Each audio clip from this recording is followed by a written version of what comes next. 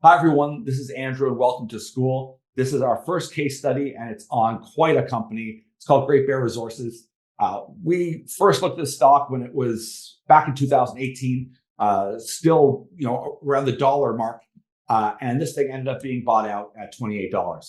So we're going to get into the details as to exactly how we did. It was quite a win for us, but also you'll get to see, was it a complete win or did we leave some things on the table? There's a lot to learn, not only for you, but for me. It was quite experience.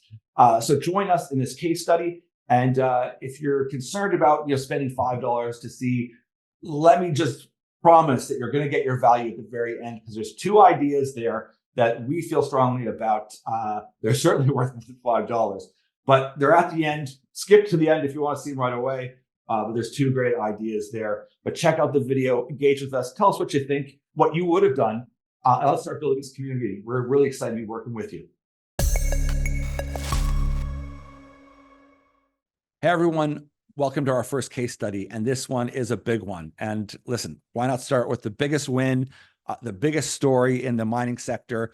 It truly is an incredible story. And they're not all like this. So don't get mistaken that it's this easy or it comes this fast.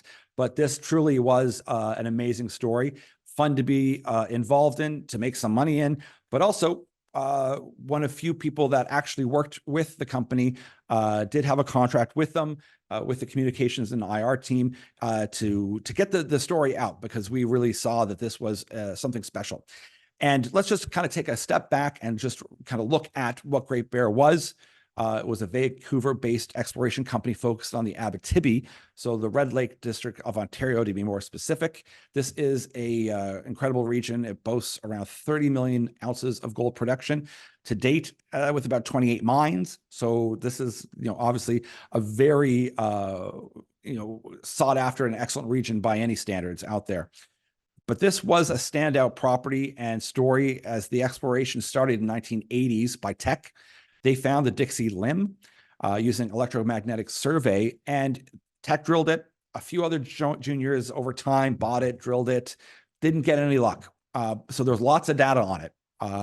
And what it took was eventually prospector Perry English vended it to Great Bear, and their first inaugural drill program was merely 1,000 meters, 8 holes, roughly $175,000.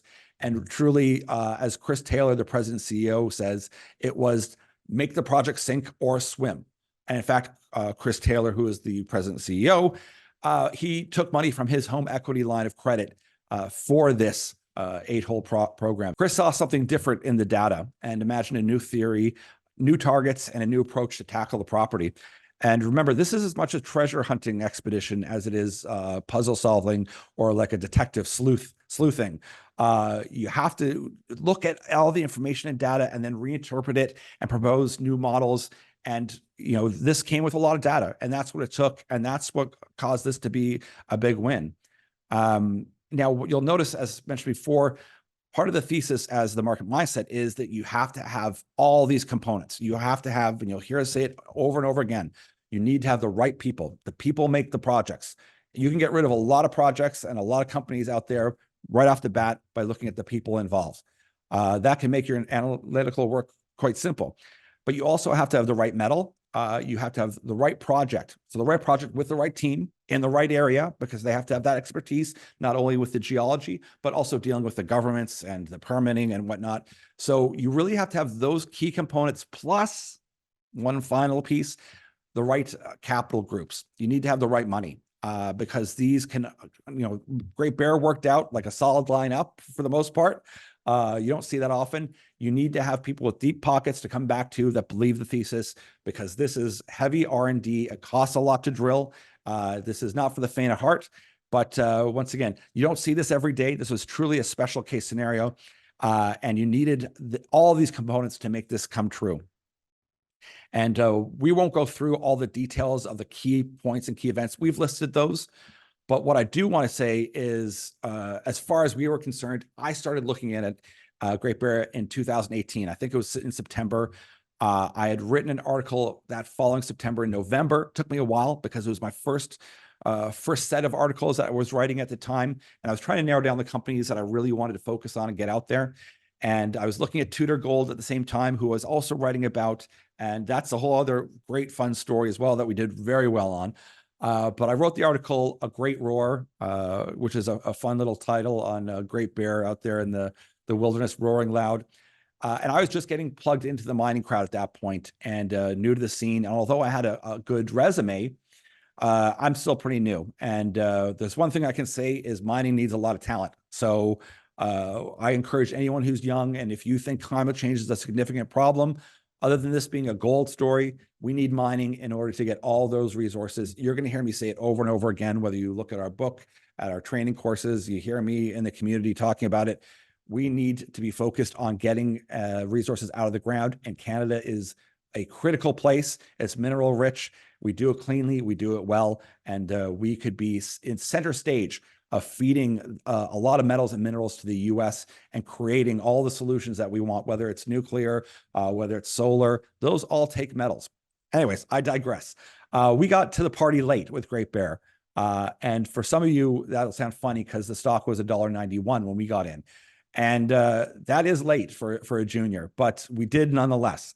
And because it was early on, we didn't go in big, we didn't go in hard, but we consider that not only it doesn't matter what projects you're picking, but your bet size or the amount that you put in at any given time is as just so much a concern as the project itself. So it's something that actually Victor Haghani from Long-Term Capital Management, he focuses on in his book and his TED Talk, Where Are All the Billionaires, is that your amount invested is almost as equally important as what you're investing in. It does make a huge difference. And we really, although we don't ever give advice to people, our practice is to go into projects and then to add to the position as you're hitting milestones and to build a strong position until you hit the factor that you want to get out, or you start decreasing out of it as well if the company is not hitting milestones. Along this kind of story as well. So writing that first article, the stock takes off, it's over $6, it's going great. And about a year passed and I'm starting to reach out. I'm building a good network. I'm speaking at Mines and Money in London and in New York and in Vancouver. And I'm doing the different conferences, doing a big speaking tour, and I'm talking about the companies I like. Of course, Great Bear being one of them, and Tudor Gold, as I mentioned before. So I was getting a good name because I had a good resume. Once again, coming from Merrill Lynch, you don't see a lot of people coming from big banks, big investment houses over to the mining side, and showing a lot of interest, but also keeping my nose clean, building up a good name and getting to meet the right people.